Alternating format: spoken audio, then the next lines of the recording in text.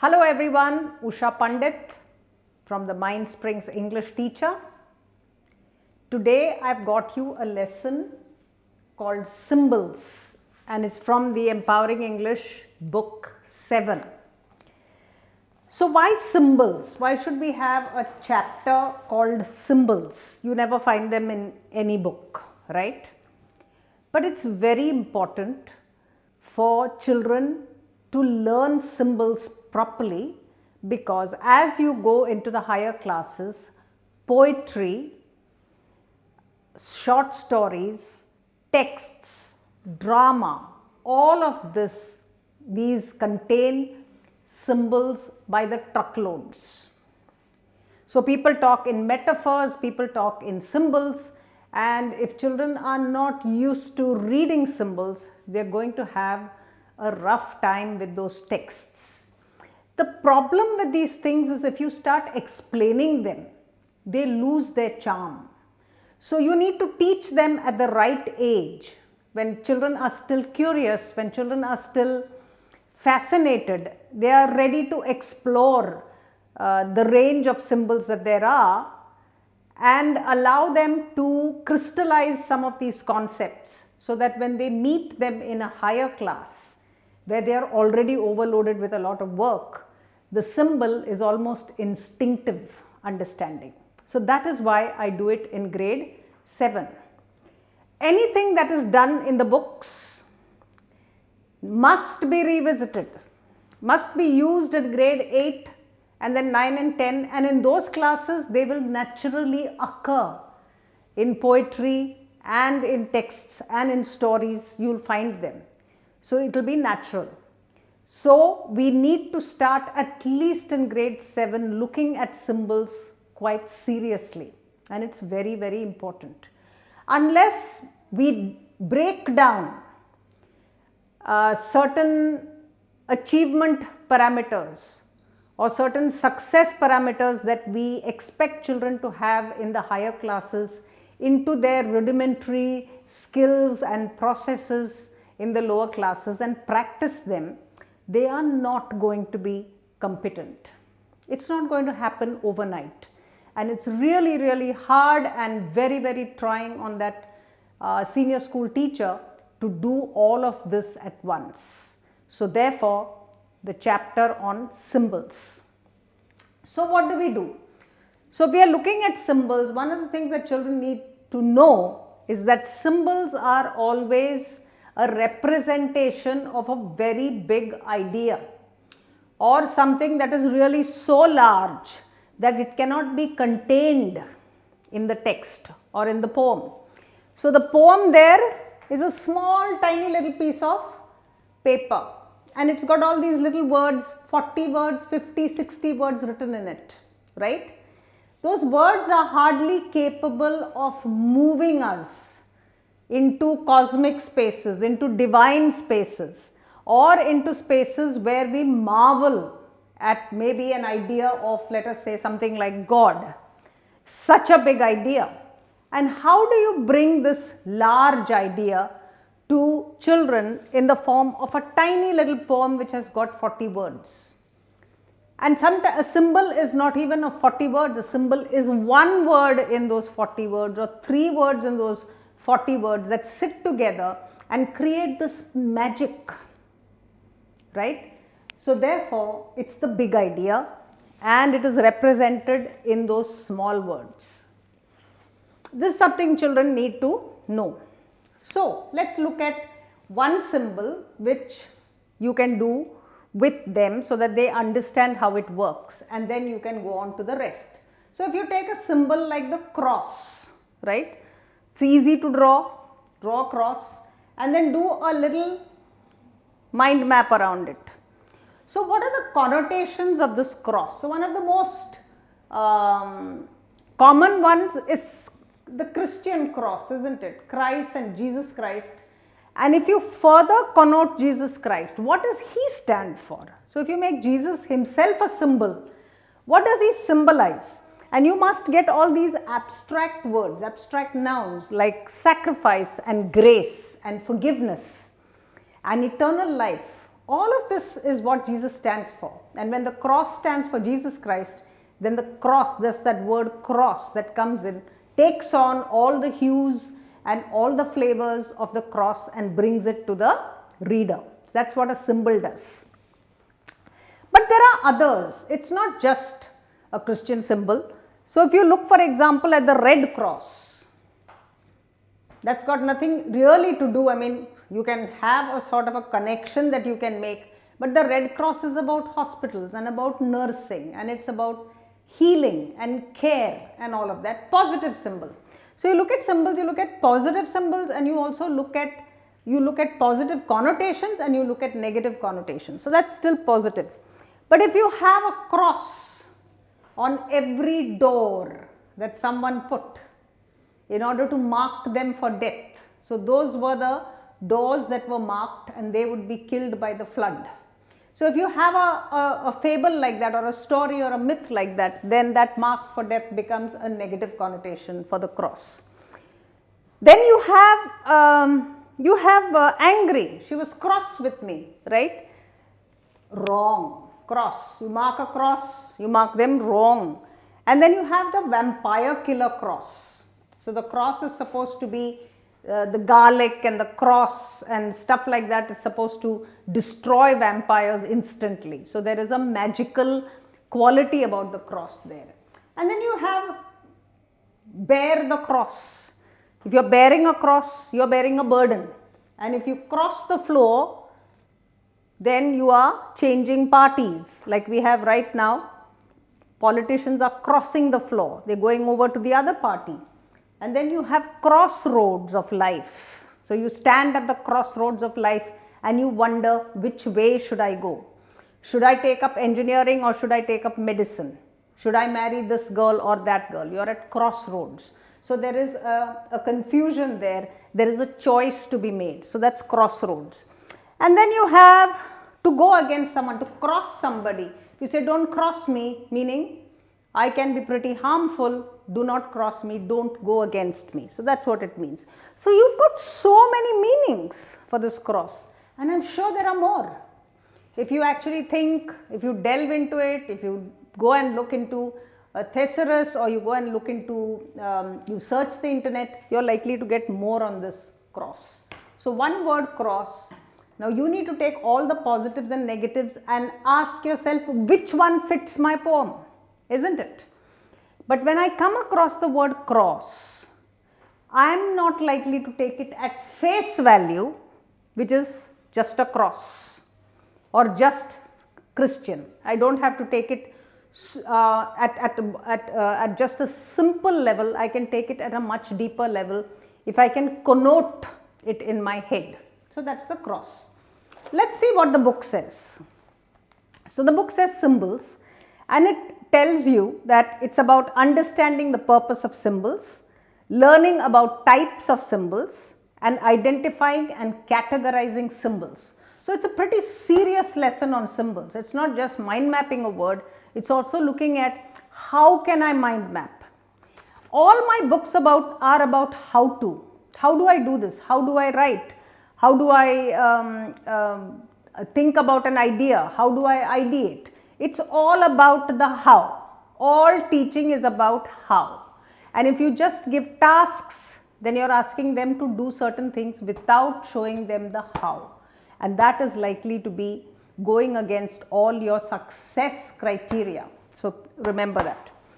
So here we are saying that you identify categories and symbols. A symbol is a representation usually of an object that stands for a larger set of ideas maybe. So an idea can be democracy, an idea can be imprisonment, incarceration. You can have all those big ideas sitting, or whole philosophies can sit as ideas and be represented in the form of a symbol.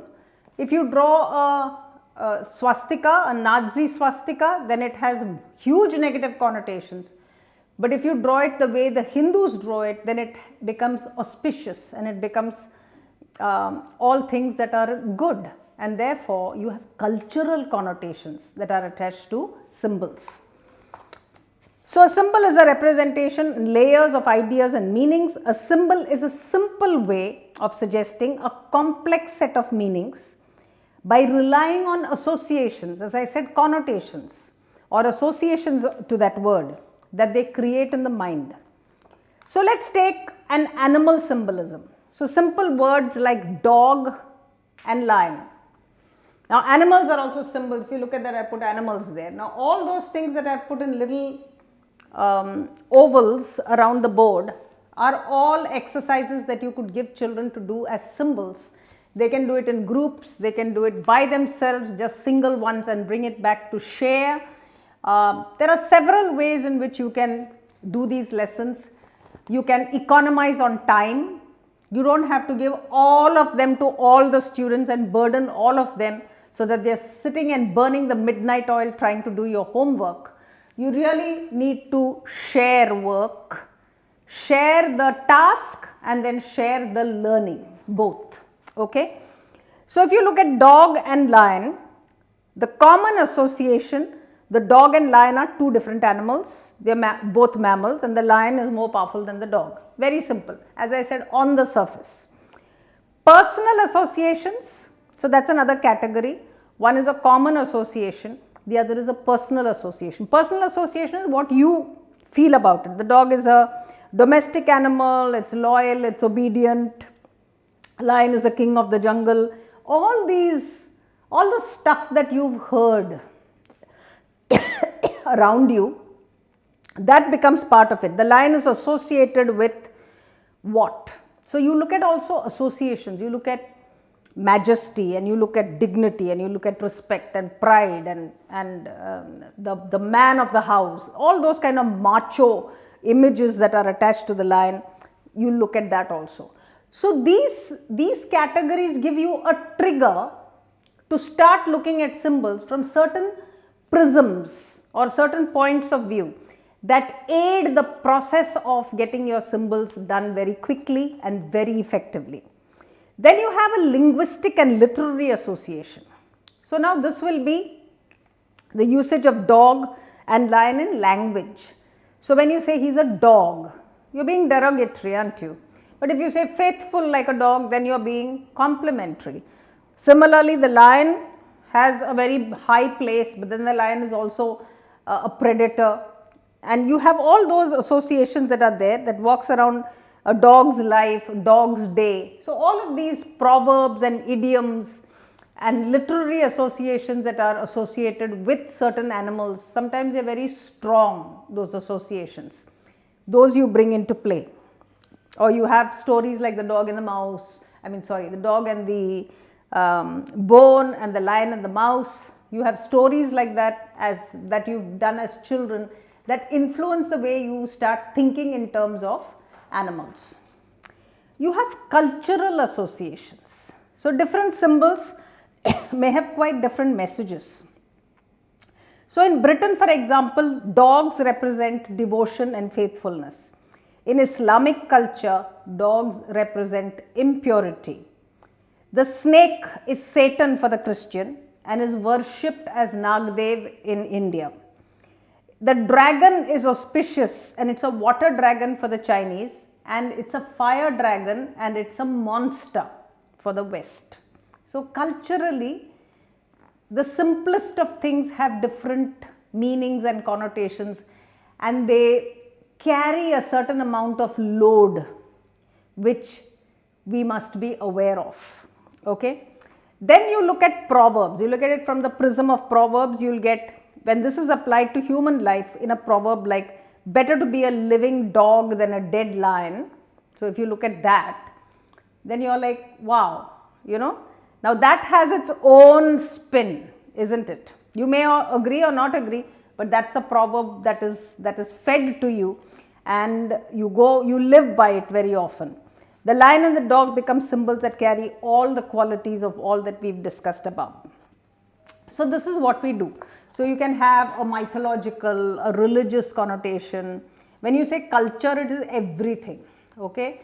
It is the kind of stuff that you have in songs, in movies, in books.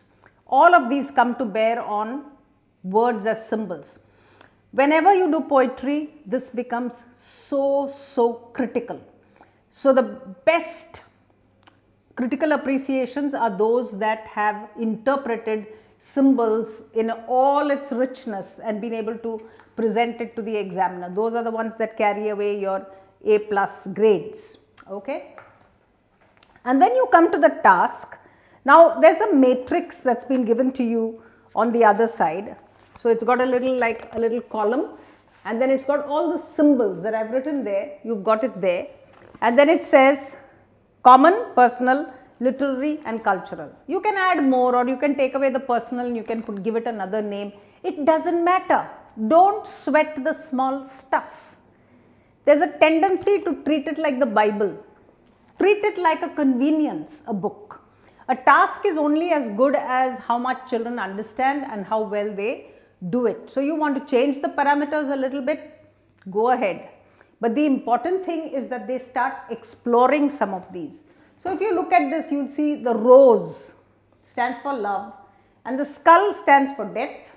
Just very simply, if you put it on the board and you ask them, give me one word, just one word, nothing else. So you don't have to explore everything like this. This they can do at home. They can do an inquiry, they can sit together and work it, they can do many things. But if you, in class, if you're closing up this lesson, you just ask them for one word. So scales, justice, planets, sun, life, animals, let us say vulture is a bird of carrion, isn't it? So the vulture is literally someone who feeds on carcasses and therefore a scavenger. A serpent, as I said, can be good or bad symbols. We've done that. A dove is always peace. Planets have their own. So all the astrology that we have is based on the symbolism of planets, of Mars being a warring planet and Saturn giving you ill luck and Mercury giving you travel and the rest of it. And then you have birds, different birds. The eagle is very different from the crow, and you have symbolism in those. The raven, for example, after the poet Poe wrote about the raven has a very special place in all people who've done some literature. The fish, for example, is a very religious symbol, right? The biblical symbol of the fish is very big. If you look at people from West Bengal, they have a very strong cultural association with the fish. Similarly, mirror. The mirror has got literary associations. If you look at Sylvia Plath's Mirror, you have, if you look at stories like The Great Gatsby, or you look at stories like, you've got so many stories with mirrors. I mean, I can't remember the name of that story. It was about a dwarf who sees himself in the mirror. It was a very powerful story. So mirrors are powerful symbols because they reflect, or just Cinderella, not Cinderella, what's this, Snow White. Mirror, mirror on the wall, tell me who is the fairest of them all, is something that we started. So mirrors have a fascination, right? And the broken mirror, the superstition behind it. Lamb, Christian, Blake, seasons. Seasons are strong symbols, isn't it? Winter as death and spring as a reawakening, and summer as a season of fruitfulness, ripe and rich and literally sensuous, right? And then you have shapes. Shapes are supposed to be very powerful symbols. So from the heart shape that tells you of love to the most intricate metaphysical shapes, or the shapes which the tantrics use. So you've got very strong Indian connotations that are embedded in our culture, and then you have literature, and then you have geographical variations of symbols. So it's an extremely rich lesson. It promotes a lot of thinking. It promotes a lot of understanding by way of getting children to start connecting and linking various people and various cultures, and see how ideas interact and how ideas sometimes very blindly influence perspectives. So symbols is a great lesson. I've always enjoyed doing it. The beauty is that you can practice it throughout after that. After that it becomes so easy, you just give it to them and say find the symbols, and they are eager to find them, right? So I hope you enjoyed this lesson from Empowering English, grade 7 that was, and do subscribe to our channel. Please start putting comments in the comments box so that I know how you are reacting. You guys are sending me private messages on WhatsApp, you are sending me messages on my website and various other places, but do put your comments in that box so that we can all have a conversation about these very exciting teaching points that we have. We are blessed to be English teachers. So till we meet again, keep smiling.